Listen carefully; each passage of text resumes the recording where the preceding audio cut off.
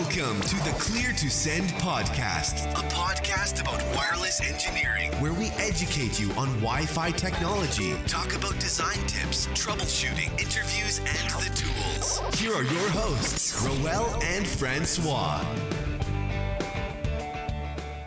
Hello, everybody. Welcome to a brand new episode of the Clear to Send podcast. I am joined here by Francois Verges. How are you doing, Francois? I'm very good. Hi, Roel. Good morning. Good morning. I wasn't on last week's episode because I was pretty sick. I didn't have a voice to talk, and I'm still recovering from the sickness, but I'm glad to be back here to talk about all this cool stuff that's been coming out in wireless. Yeah, so this week we're going to have this episode talking about what's going on in the wireless world. So we're going to call it This Week in Wireless, and we're going to go over some news or some of the important things that happen in the industry over the couple past weeks. Yeah, everything that we could catch. Yeah. I know October is usually a pretty busy month for anything technology related. And so wireless was also part of it, I guess. Yeah, and around this time too, it's so you got all the news in October, and then now we're in November near the U.S. Thanksgiving. So then people start to also kind of check out. Yeah, getting ready for Black Friday. Yeah, I don't know about I'm not a big fan of Black Friday because of the crowds and how mean people get after giving thanks. I just do it on Amazon. It's way easier. Oh yeah, for sure. So I'm a big shopper on Amazon, and I get most of my technology through online shopping. And but this time around, I will actually be on vacation. I'll be in around your neck of the woods, Francois, which is in France, in the most beautiful country in the world. Yeah, okay. I will be the judge of that. Yeah, so I'll be on vacation about a week, a little over a week in Paris. So I'm looking forward to testing out the Wi-Fi in Paris. That's why I'm going. Oh, the big news in Europe this week is the the Brexit agreement. Well, I hope there's no riots. Side effects in Paris. Yeah. Yeah. I don't know. Well, I won't be doing any wireless. I'm only kidding, but I'd be interested to see how people do Wi-Fi in Paris, because it looks like a lot of the buildings are a lot older and a lot nicer. So it looked like it would be difficult to put APs all over the place. Yeah, I mean, if you spot the Wi-Fi at the Eiffel Tower, just take a picture and let us know. That'd be nice. Just find that blue LED, right? All right, well, let's get into, I guess, the latest piece of news. If you guys haven't heard, that Cisco just released brand new wireless controllers. And these are the Cisco Catalyst 9800s. And that's right, it is a Catalyst, which means it's going to be running some version of iOS, and specifically that's iOS XE. And I know some of you guys might be cringing from hearing that, but looking into this and looking at the release notes and the videos that came out, it is not the same as converged wireless, just from what I'm seeing. What do you think, Francois? Yeah, from what I actually watched the Network Field Day video. It's about a 30 minutes video. If you guys are interested, you can find it on YouTube. Just type Network Field Day and Catalyst, Cisco Catalyst 9800. And so what they were saying is that they rebuilt everything from the ground up. So it's not based on the converged access stuff we've had before on the iOS XE platform. So everything is pretty much brand new code. Mm-hmm. And the thing with converged wireless as well, and back when Cisco released that, it wasn't a very good release, right? A lot of us didn't have good experience with converged wireless, and I remember deploying it. Didn't have the same feature set as a controller would have. So these 9800s will have almost 100% feature parity with the controllers we see now. It's just not running AirOS code on there, because I just didn't think the wireless portion was going to fit the messaging of the intent-based networking and the whole programmability and APIs. I just felt that with the current controllers running Air OS, that just wasn't very possible because you're very limited on what you could do, especially programmability wise. There was no API. There wasn't a lot of information you can either grab from the controller or push to the controller. And so they're really changing the way we use controllers with the 9800 series. And I think also the architecture, the software itself was hard to maintain and improve with the Air OS controllers. It became very hard to keep up with bugs and then improving the platform. And then every time you have to do a little change, you have to upgrade the whole controllers and all of your APs. So they wanted to build a platform that's a little bit more modular, with more flexibility when it comes to software improvement, upgrades, and all of that. Yeah, and so excuse me, these controllers, there is the separate appliance controller, and then they do have the controller embedded into a switch. So I think that's where people might be getting confused with converged wireless, but it still is very different because now, like when you talk about patching, you got this hot patching, which means you don't need to reboot the whole controller when you patch it. You've got these rolling AP upgrades, which is kind of neat. And that rolling AP upgrade, I was looking into it, and it utilizes an RRM map just so it doesn't start rebooting all the APs in a specific area. It leaves some of the APs up as it tries to upgrade some of them. That way you don't create a full outage effect. And I think the idea is thoughtful, but I would like to see how that works in the real world. Well, and then something else, like if you want this to work well, you need two controllers as well. Yeah, you do need the high availability there. Yeah. That's the thing I was thinking watching the video. I was like, yeah, but you need two controllers. Like, what if it's like a simple deployment with just one controller and a few APs? Mm-hmm. But I guess they're more aiming for larger scale deployments where you have multiple controllers or some sort of redundancy. Yeah, and I think the controllers are still going to be targeting environments that need to be running on controllers, that need to have that kind of flexibility and control over their wireless network. And maybe the other big thing too here is that you can put this or deploy it in a virtual machine. So you can put this in VMware, you can put this in AWS. It's going to be a interesting model to see how this comes out in public and private cloud, however you want to deploy this. I think that's a huge feature, being able to deploy the controller wherever you want. It's a piece of software, right? Mm-hmm. So you should be able to deploy it wherever you want. So the FiTa, it's going to be available on AWS, and then you can install it on a VM, VMware. That's actually a big plus for a lot of companies. And part of managing, I think maybe some of the questions people might have is, all right, do you have the web GUI? Do you need DNA Center to manage this thing? It can be managed by DNA Center. You can still manage this through Prime. There's a web interface, and there's still the CLI. Now, what can and cannot be done with each of those types of management platforms is still, I haven't tested it, and I'm sure there's people that have already tested it, but I haven't heard too much about what the differences might be. Yeah, for sure it's going to be a different CLI than the Air OS. And then I think people are going to start to manage those boxes with Netconf for young models. Mm-hmm. So you're not going to interact directly with the box. And you could use your own... You could use your own management solution, your in-house solution. And I think that's where we need to realize our careers are going, is we still need to pick up some sort of programming language to learn how to be more efficient in managing these devices. And I think there's so much more capability when you use something like Python and these APIs to be able to do things with your hardware and your controller.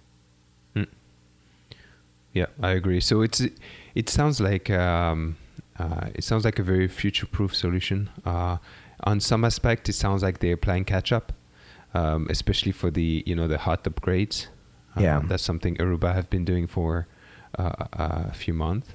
But if you think about it, though, I think the Aruba OS, the new one that does the hot patching, wasn't that also a rewrite of the code that was a complete? So this is almost the same thing. This is a rewrite designed from scratch, and it's brand new code just for the controller. So they are playing catch up in that sense, but you got to remain competitive somehow, right?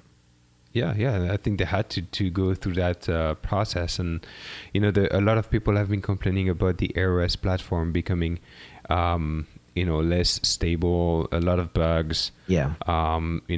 Cisco relying on the customers to do the Q&A, quality assurance. Yeah. So I think what people, I would say like engineers using Cisco products, what they're expecting is a more stable platform. Yeah, but with this new release, I'm still gonna take that same approach. Yeah. And there's gonna be bugs regardless, right? And it's just a matter of how we manage them. But I think in this scenario, this might be better for us because of iOS XE and the hot patching. So now we don't have to, hopefully, with any bug fixes, we don't have to reboot the whole controller, and we can only just patch the one vulnerable piece of the code. Yes, that's what I understood too, and also I understood that if you have a bug with only like 2002 eyes, you could only just apply the patch towards those APs, and the rest of your network stays the same and stays operational. So yeah, see, I think those are a lot of good advantages going towards the iOS XE model. This new software design from the ground up, and one of the things that wasn't talked too much about was the security features that are getting added to the Catalyst 9800. They're introducing encrypted wireless traffic analytics and also adding in Cisco Stealth Watch. And so one of my questions is do you get those features up front, or is that a separate licensing model? Good question. Yeah. So that's yet to be. I haven't seen any information on that. Like, do you need DNA for that as well, or is it something you can get without? Yeah. So those are the different things that we need to figure out, and I'm sure there's going to be a lot more features that may require more licensing. And there are certain features that you need DNA Center for, especially if you're going to do a lot of the automation and SD access and all that, all the intent-based networking features. And another question I was asking myself is, what's going to happen to the AirOS controllers? I think they're going to stick around for a long time. So I don't see them end of life on those anytime soon. I think the install base is just too large that they'd still have to maintain that for a while. Okay. Give it 7 years. 7 years? I don't know. Let's take the bets. I think it'll be probably gone before, I want to say. That's going to be a lot of people that are going to need to upgrade. Yeah. Well, yeah. I don't know. Cisco, they've been really fast at announcing end of life for equipment. Yeah. Well, the benefit though is you've got these APs attached to your controllers. There is a migration model, so you can have an AirOS and the iOS XE version running on the same network, and then you can migrate your APs over to the new controller. So maybe they can have an aggressive timeline on the end of life, but I think they might make a lot of people mad. Yeah, I saw that they have a configuration tool that would allow you to convert your AirOS configurations to the iOS version. iOS XE, I think that's what I understood. Yeah, they do have that conversion tool that was mentioned in the Network Field Day video. Okay, and there is a conversion tool. So anyway, we'll see we'll see. If it's less than 7 years, I win my bet. And you owe me a trip to France. Oh man. Let me change my answer. All right, well, that's all I have on the 9800. Looking forward to trying it out. Yeah. All right, so let's now talk about CommScope to acquire Eris, which is a pretty big move in the industry, because it looks like there's a lot of bets going on, a lot of people putting their money into technologies like 5G, right, and mobility.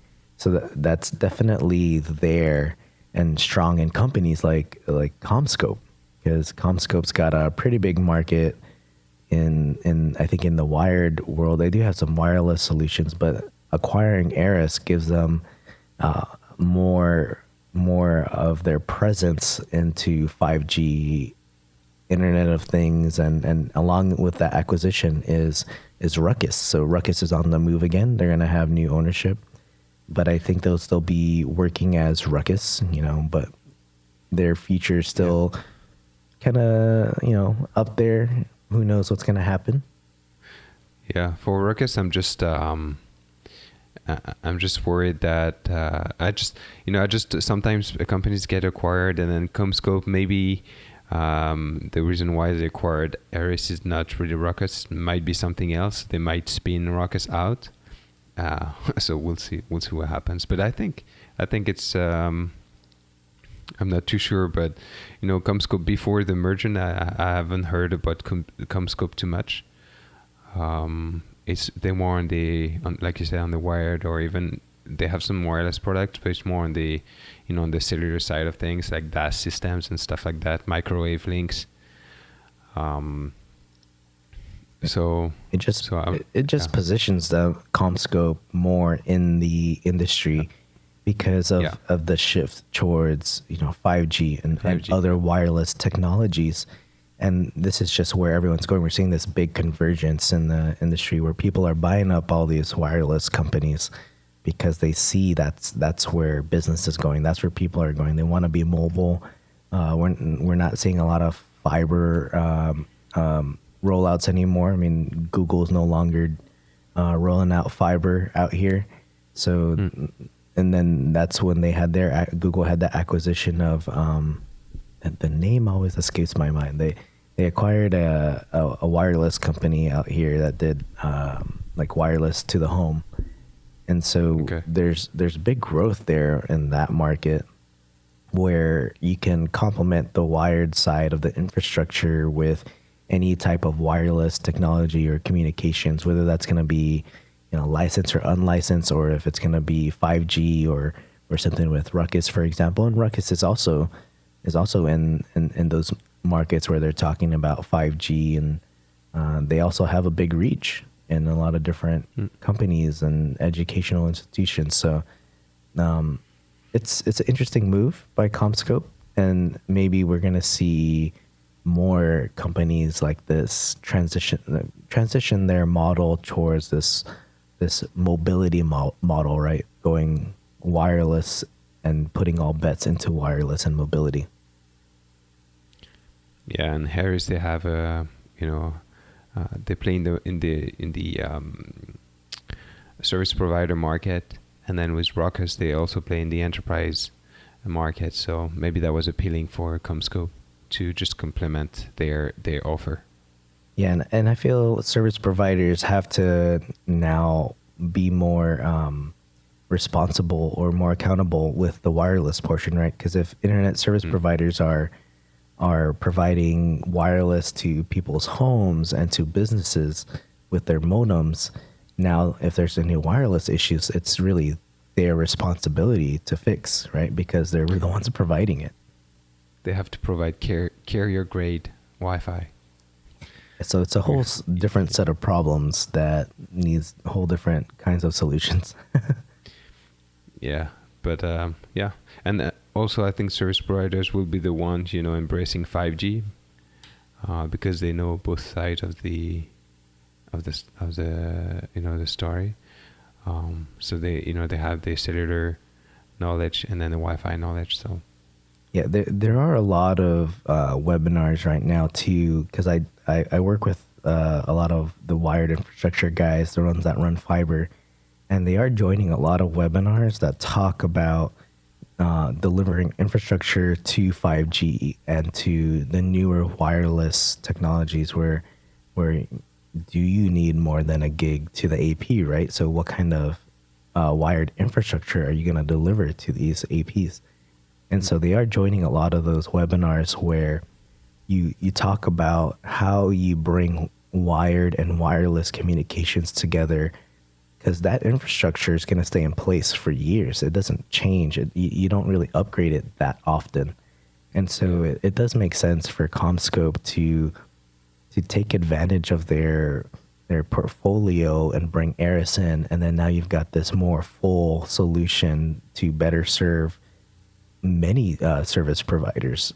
So we'll see how this plays out and where service providers go with wireless technologies and what happens to Ruckus in the upcoming years.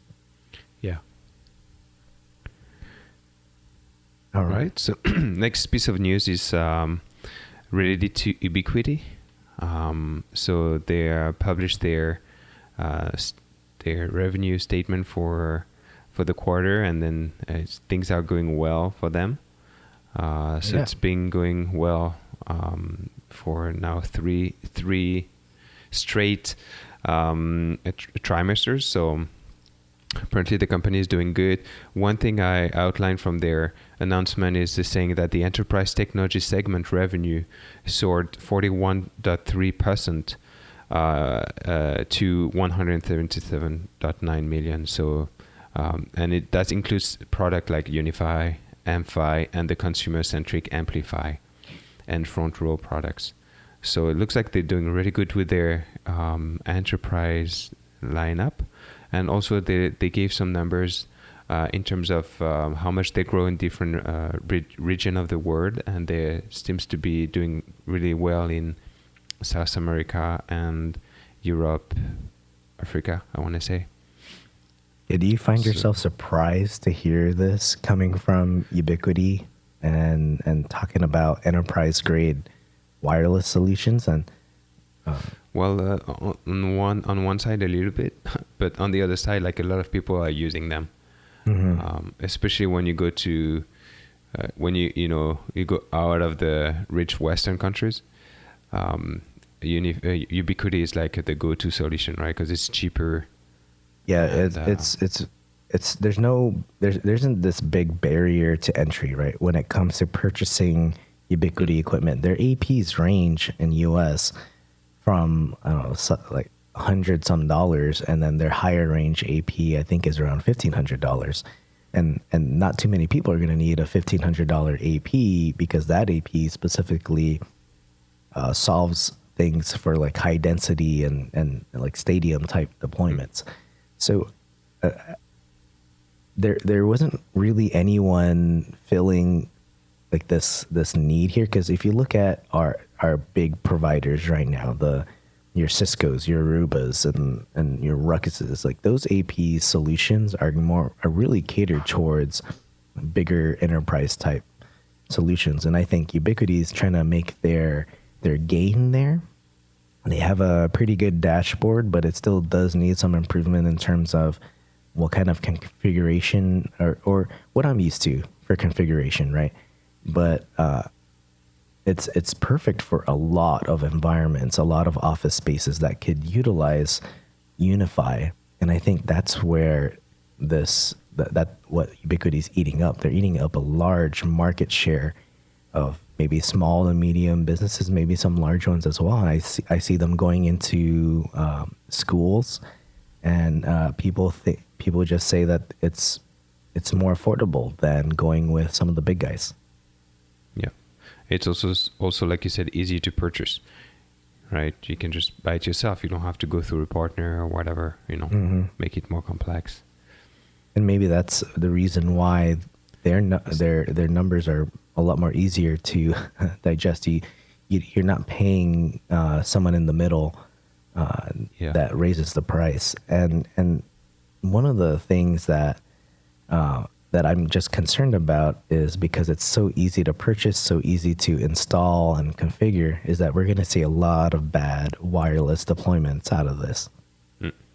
Yeah. Yeah. Well, we already see it. Yeah. You already see a lot of bad Ubiquiti deployment.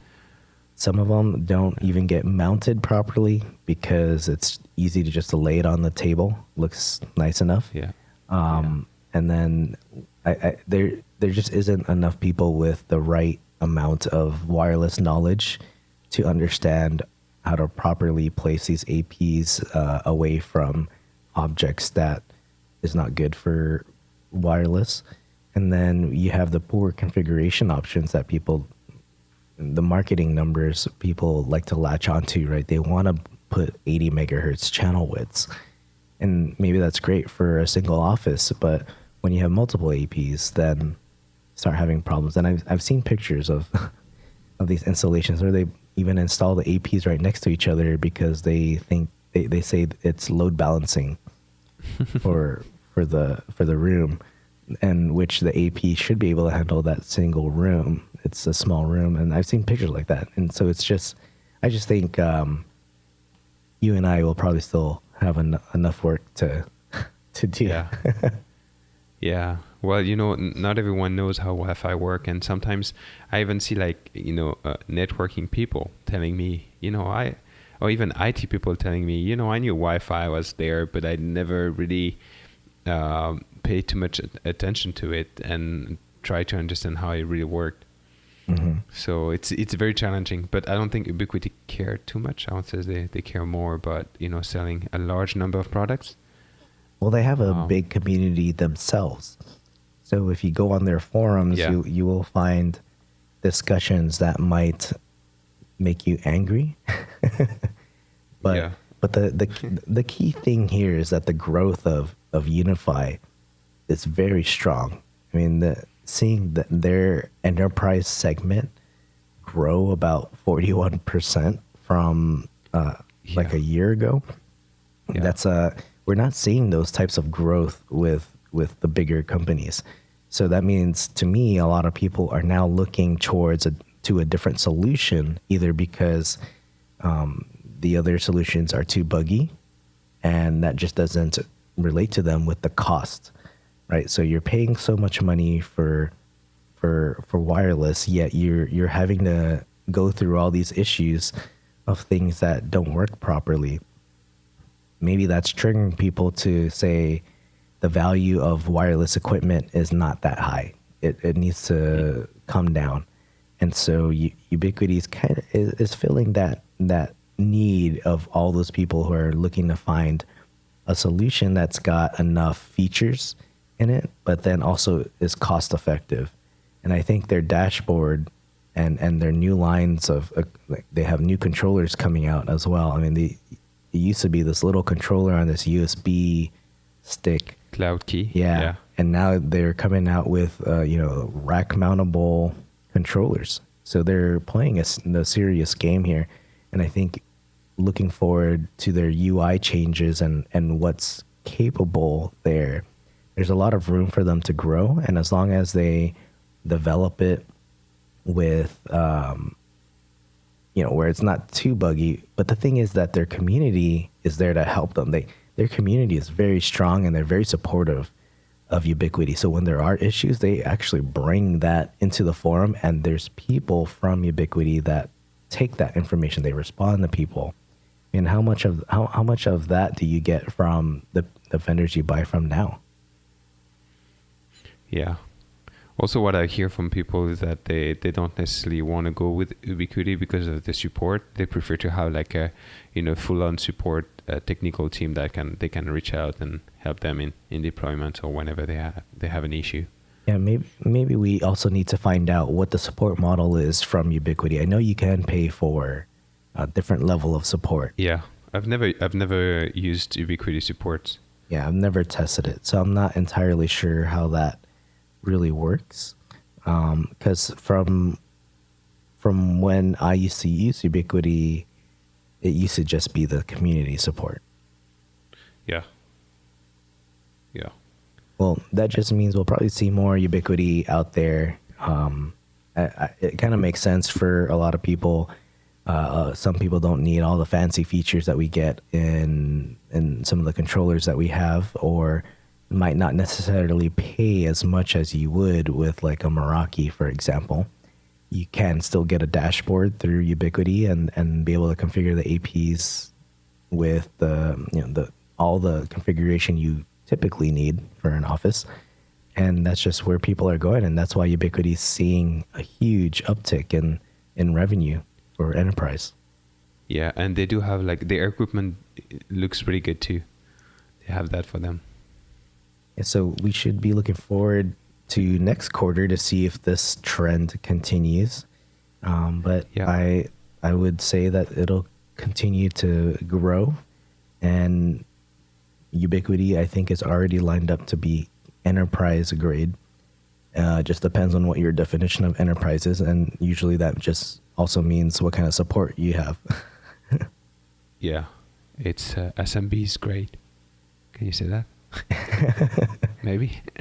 Everyone's happy. I would say that they are in mostly SMB, but yeah, we'll see how it goes in the next year.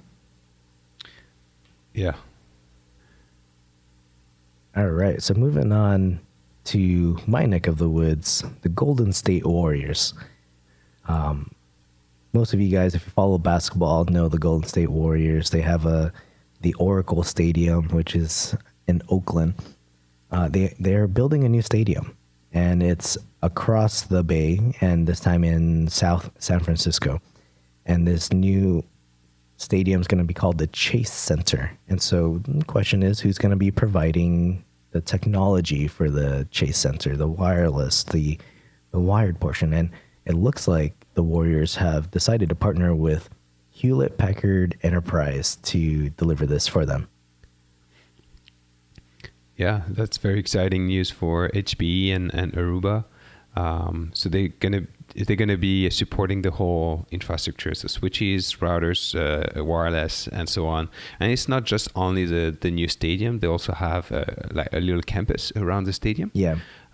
So they'll be providing the connectivity for the full campus, and I believe it's going to be ready late next year. So they already started the constructions. Yeah, I've been out there outside of the construction area, and the last time I was out there a couple months ago, they were already building a big portion of it was already being built out. So it should be done soon, sometime next year, I think. And it'll be interesting because they've got the right guys to do high density. I mean, the guys at Aruba really know how to do high density deployments, and they've got the equipment to do it. And it looks like they're going to be putting in a lot of the core and aggregation switches from Aruba as well. That's really nice to see, and I think they're going to be leveraging, the BLE as well for the location, like the indoor location services. So that would be nice if you were at the game looking for the washrooms. You can just follow the blue dots. Maybe it'll be load balancing too, and bring you to the one that's not full. Yeah, they bring IoT in the picture, and then they let you know this one is not as crowded. That's where technology is taking us, guys. It's going to tell us which bathroom is least occupied. Can say, can I use Stephen Curry's washroom? And then they'll let you know where it is. So they will be putting in things like Bluetooth and location analytics, network analytics is going in there. So it'll be interesting to see. Maybe we'll hear Aruba talk about this at one of the upcoming conferences and how they deployed for the Chase Center, because that'll be interesting to see, and what technologies they added to the Chase Center. I mean, there's a lot of. We'll link out to the article in the show notes, but there is a lot of the buzzwords being thrown out there, like built-in AI intelligence and IoT, seamless roaming. Yeah, I want to know if they're installing AX APs or AC APs. Yeah, that'd be interesting to know, but will we even have the clients by then? Maybe we will. Yeah, I don't know. I guess it's, do we have enough experience with the AX APs that they want to go in and then use them? or do they want to use it as a showcase, a marketing tool as well, and show everyone that, okay, this is what you can achieve using AX APs? Yeah, I mean, this would be the place to do it. And maybe that's if the Warriors decided to go that route. Yeah. Yeah, you're right. Anyway, I don't have much to say about that. The information was just an announcement. Not too much information other than it's HPE going in with Aruba equipment being installed. And that's it with that.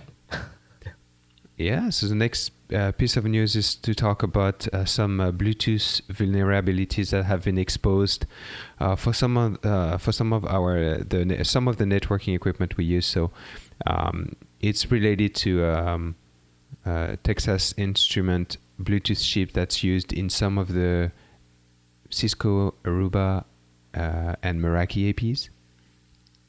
So they discovered two vulnerabilities. The first one is a stack overflow if you use the additional bits in the advertisement frames that are sent by the devices to the APs. And then if this happens, you can actually send some extra piece of code to the APs, and you can potentially create a backdoor and then access the equipment that way, access the AP and the network that way. And then the second one, only the second vulnerability only affects Aruba APs, and this one you could deliver like larger payloads in a single step to the Aruba APs, and this could it could allow the attacker to completely reset the operating system. So Cisco and Aruba have been releasing statements regarding these security concerns on their websites. If you want to know more, did they release any patches? I believe they did. Okay. Yeah. Although I don't think this vulnerability is too bad, right? Because you got to be in proximity. Yeah. And then you have to be in Bluetooth range. And then it has to be enabled. Yeah. Yeah, exactly. So what Cisco was saying is that on their APs, the APs that are affected don't have the Bluetooth capability enabled by default. Yeah. Yeah. So it's not as big as I thought it was gonna be once I started reading into it, because there's just not too many people using Bluetooth Low Energy, and then if you are, you got to be sitting right there out in the open trying to get into the AP, because especially on the Aruba side, I think that is the feature that allows you to manage the Aruba AP when you need to. So yeah, it does have to be turned on. Yeah, you can console in using the Bluetooth connection. Yeah. And I think the concern here is there's not too many people looking at Bluetooth as an attack vector, and maybe we should be looking into this more, since a lot of people are doing location-based analytics and using Bluetooth Low Energy. That's something to put into your security, your audits, say, and see whether or not there's any other vulnerabilities that might lie over there. Yeah, and if you think about it, Bluetooth is pretty much everywhere nowadays. You have it in your watch, in any IoT devices. So most of the phones have it on by default. Yeah, exactly. So who else is using Texas Instruments for the Bluetooth? That's the question, right?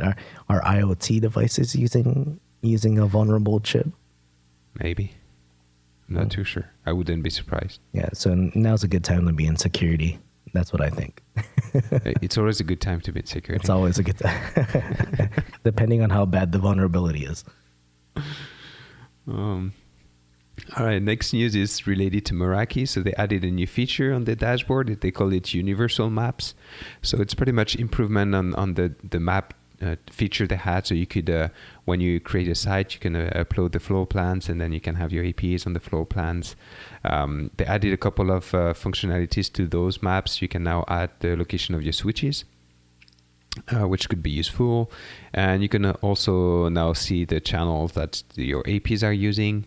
You can see the location of your clients. So it's overall an improvement on the maps. You can click on the link in the description if you want to know more and read the article on the Meraki website. And you can also try it out on your dashboard if you have access to a Meraki dashboard.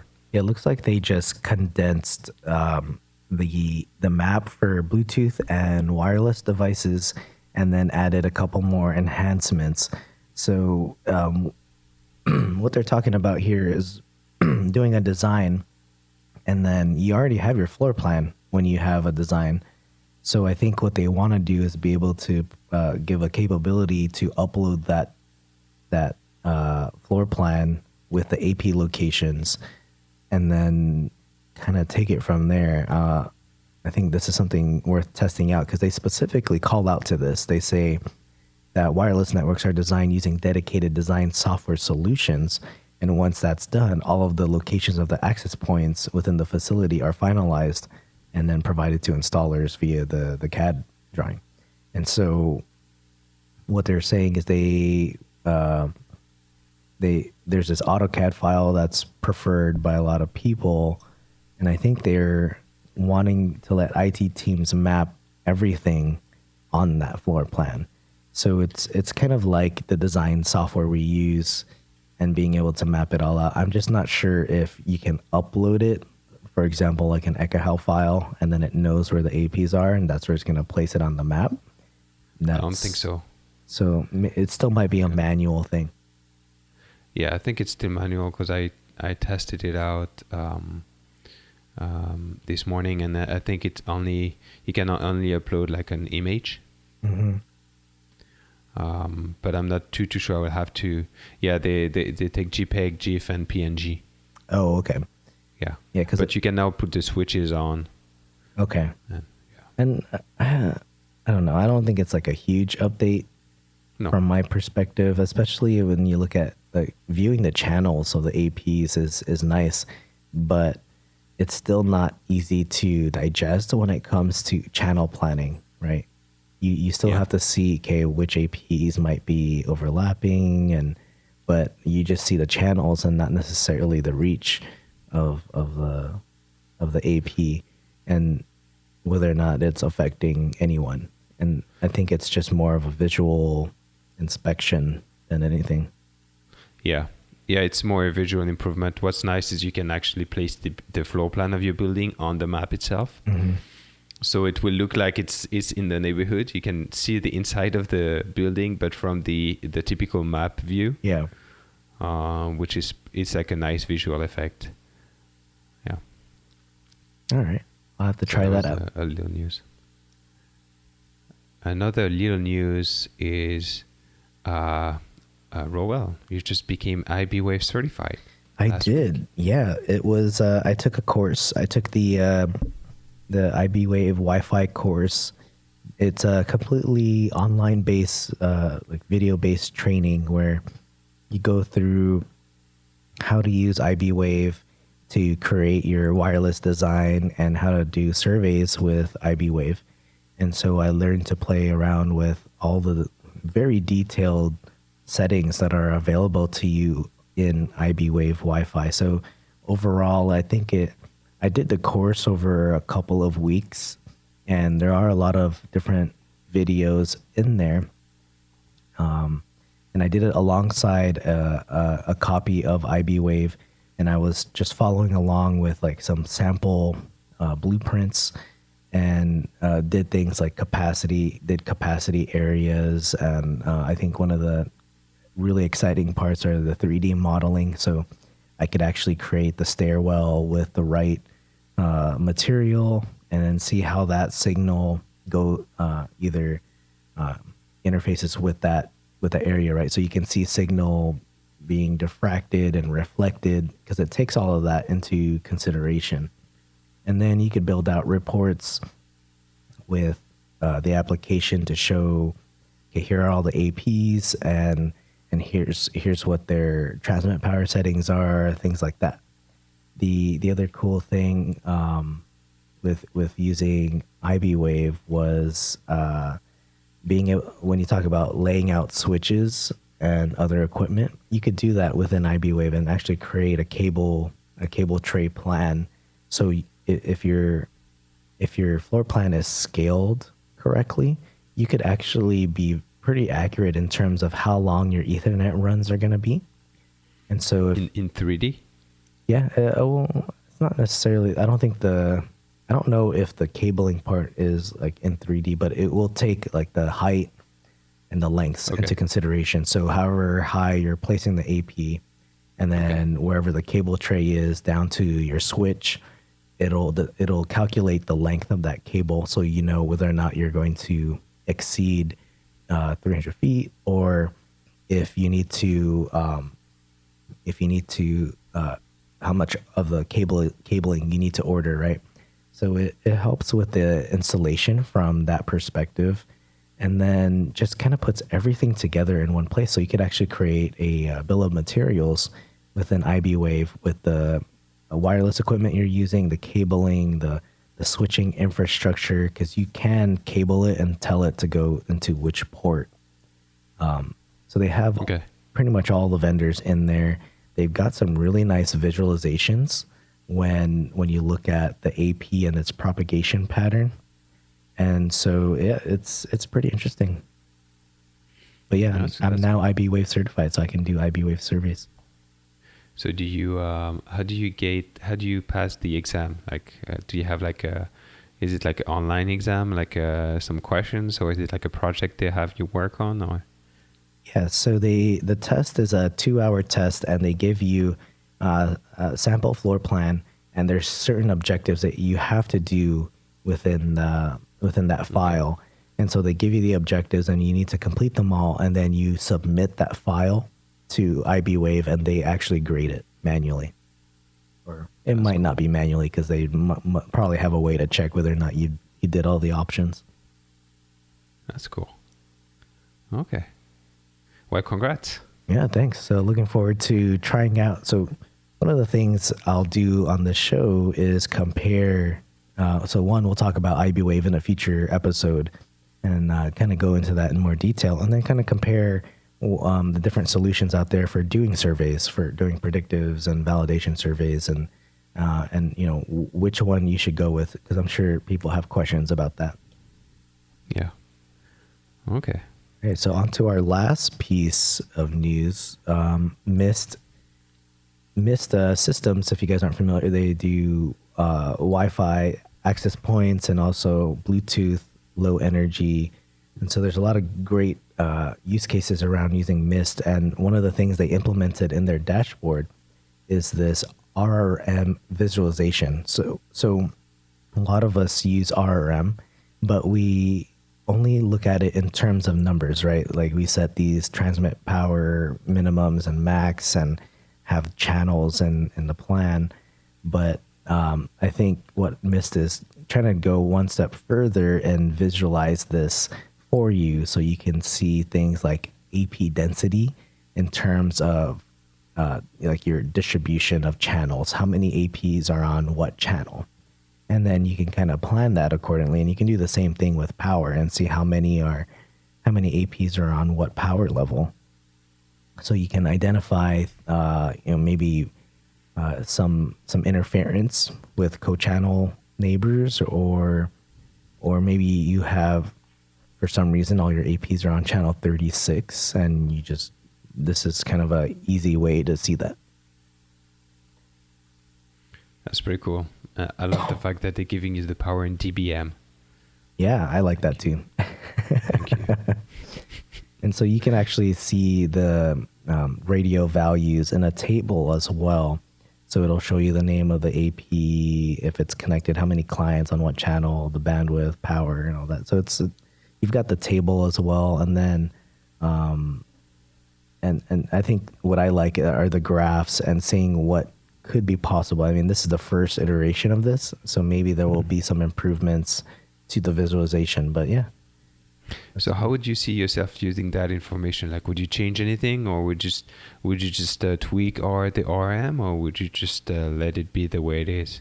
I think in a way it could be something to feed the RRM algorithm, right? Yeah. And then another way is kind of this cursory check. If you've got a very large installation, you could do a cursory check and just see okay, what does my environment look like with RRM? And then see if there's something drastically wrong, right? Maybe there's something feeding the RRM algorithm that's making these APs make certain types of decisions and can just improve upon it.